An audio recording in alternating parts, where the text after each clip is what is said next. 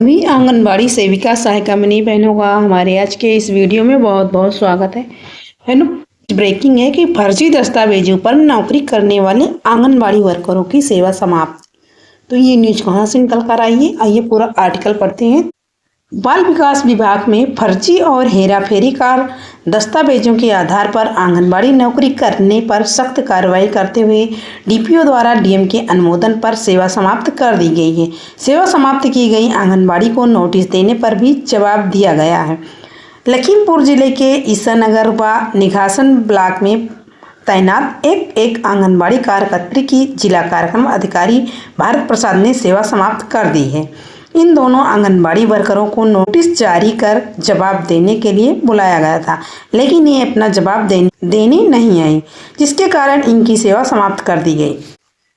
Nighasan block के मोतीपुर गांव की आंगनबाड़ी केंद्र पर नियुक्त कार्यकर्त्री माधुरी देवी के जन्म प्रमाण पत्र में गलती मिली।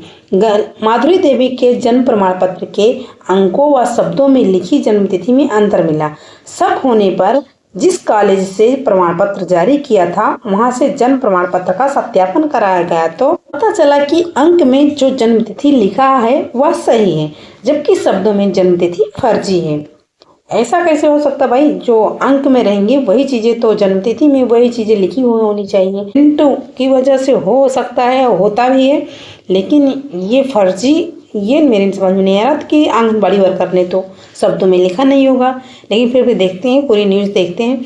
जिला कार्यक्रम अधिकारी भारत प्रसाद का कहना है कि निघासन के मोतीपुर में नियुक्त कार्यकर्ता राधाकृष्ण देवी की जन्म प्रमाण पत्र की पुष्टि तिथि के अनुसार उनकी उम्र 62 वर्ष हो गई है। जमानती वाली पर फर्जी शोध करने पर नोटिस दिया गया था, लेकिन रफीक देवी की सेवा समाप्त हो गई। ईसा नगर ब्लॉक में समैसा बैलीवाड़ी केंद्र पर नियुक्त कार्यकर्त्री पूनम देवी का निवास प्रमाण पत्र फर्जी मिला हुआ है। ईसा नगर के डेलावलपुर में कार्यकर्ता पूना देवी ने प्रार्थना पत्र के लिए सीडी छपाई की समैसा प्रथम में समायोजित की मांग को समायोजित किया गया था, लेकिन समैसा गांव के प्रधान ने शिकायत दर्ज कराई कि पूनम देवी ने फर्जी निवास प्रमाण पत्र दर्ज किया है। शिकायत के आधार पर कार्यकर्त्री पूनम देवी का नामांकित प्रमाण पत्र का तहसील से सत्यापन किया गया। सत्यापन में जानकारी मिली कि पूनम देवी समैसा गांव में रहने वाली नहीं है। इस रिव्यू में पूनम देवी को नोटिस जारी करते हुए जवाब मांगा गया, लेकिन पूनम की जवाबी बैठक में उनकी सेवा समाप्त कर दी गई। प्रशिक्षुओं के बाजार के बाद दोनों आंगनबाड़ियों की सेवा समाप्त हो गई। दूसरी न्यूज देखिए। टीकाकरण के 10वें घंटे 2 माह के बच्चे ने तोड़ा दम। मतलब 10वें घंटे में 2 माह के बच्चे ने तोड़ा दम। क्या टीकाकरण से ऐसा संभव है? ऐसा भी होता है। 7वें माह बच्चे ने लिया था जन्म, पोस्टमार्टम को भेजा गया शव। भाई टीका तो अभी तक तो ऐसा कहीं भी नहीं हुआ कि टीके से बच्चे को फायदा होना चाहिए। कुम्हेड़ा गांव स्थित प्राथमिक विद्यालय में मां ने लगवाया था टीका। मौत की जांच को डेथ ऑडिट टीम के सामने रखा जाएगा। प्रकरण पहली संतान 3 साल की बेटी पार्वती की पहली संतान 3 साल की बेटी लक्ष्मी है। पार्वती ने दूसरी संतान बेटे लखन को साथ में जन्म दिया था। पार्वती के मुताबिक 9 माह से पहले बेटे का जन्म होने से वह काफी कमजोर था। बेटे के कमजोर होने के बावजूद उसके 3 टीके लगाए गए। अगले माह एक और टीका लगाए जाने की बात कही गई थी। मामले में सीएमओ ने बताया कि प्रकरण संज्ञान में बच्चे में को कौन कौन से टीके लगाए गए हैं, इसकी जानकारी जुटाई जा रही है। जांच पड़ताल के साथ बच्चे की मौत का प्रकरण डेथ ऑडिट टीम के सामने रखा जाएगा। समय से पहले ये देखिए, यूपी के बांदा जिले से एक खबर निकल कर आ रही, आरोप लगाया गया है कि समय से पहले 7वें माह जन्म लेने वाले 2 माह के मासूम ने टीकाकरण 10वें घंटे में दम तोड़ दिया। मासूम के शव का पोस्टमार्टम कराया गया है। मासूम की मौत की जांच को प्रकरण डेथ ऑडिट टीम के सामने रखा जाएगा। मरका थाना क्षेत्र के कुम्हेड़ा गांव निवासी किसान दुर्जन पासवान की पत्नी पार्वती ने 2 माह बच्चे को जन्म दिया। बुधवार को आशा बहू उसके घर पहुंची। पार्वती को बताया कि प्राथमिक विद्यालय में टीम आई। बच्चे को टीके लगने हैं, इस पर पार्वती 2 माह के बेटे लखन कुमार को लेकर प्राथमिक विद्यालय पहुंची।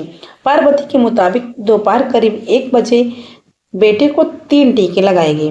टीके लगवाने के बाद बेटे को लेकर घर आ गई। देर शाम बेटे के शरीर पर लाल चकत्ते दिखाई पड़े, काफी रोने लगा। रात करीब 11 बजे उसे लेकर सीएचसी बबेरू पहुंची, जहां डॉक्टरों ने देखते ही मृत घोषित कर दिया।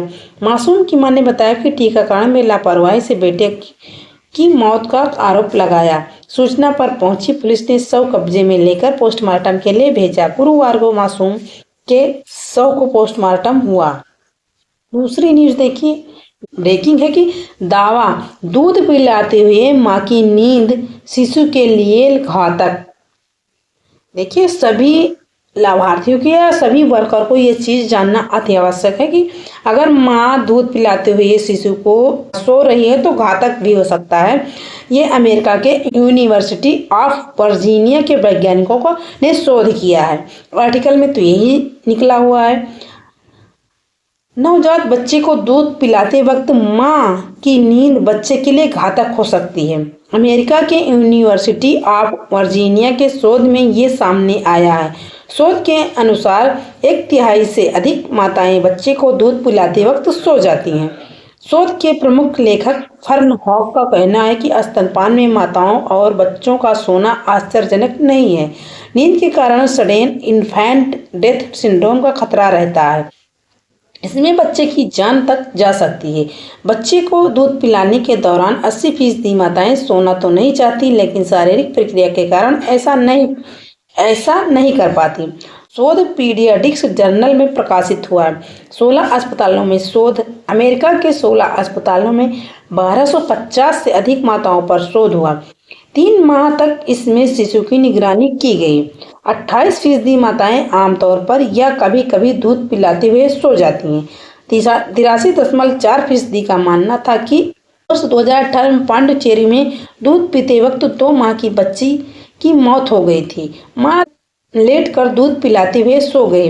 दूध बच्चे के श्वास नलिका में चला गया था, जिससे उसकी जान चली गई। देखिए, ये चीजें तो भाई बहुत हेल्पफुल। नंबर 2 देखिए, अमेरिका के इंडियाना में भारतीय मूल की महिला बच्चे को दूध पिलाते हुए सो गई। इससे उसके 2 सप्ताह के बच्चे की मौत हो गई। यह घटना 30 फरवरी 2020 की है। इसके बाद से मामला अदालत में है। दूध पिलाने के कुछ तरीके देखिए। बच्चे को सीने और पेट के बल लिटाने के बाद पीछे हों और बच्चे को दूध पिलाएं। Number 2, cradle hold. बच्चे को गोद में लेने के बाद हाथ से उसका सिर उठाएं और उसे दूध पिलाएं। ये सावधानी रखना जरूरी है। तकिया व कंबल से बच्चे को ढकने की कोशिश न करें। बच्चे को दूध पिलाते वक्त खुली हवा का ध्यान रखें। बच्चे को दूध पिलाने के लिए जबरदस्ती कभी भी ना करें। बच्चा दूध पीना शुरू करे तो उसका सिर बार बार ना हटाएं। बच्चा जब दूध पी रहा है तो पीछे से उसका सिर न दबाएं। तो ये जानकारी बहुत ही हेल्पफुल रहेगी सभी आंगनबाड़ी वर्करों के लिए एवं उनके लाभार्थियों के लिए, क्योंकि हम लोगों को गृह भ्रमण के दौरान जाना होता है, तो ये चीज़ें बताना बेहद आवश्यक है। तो अगर आप लोगों को वीडियो पसंद आए तो प्लीज़ एक लाइक ज़रूर कीजिए। Thank you.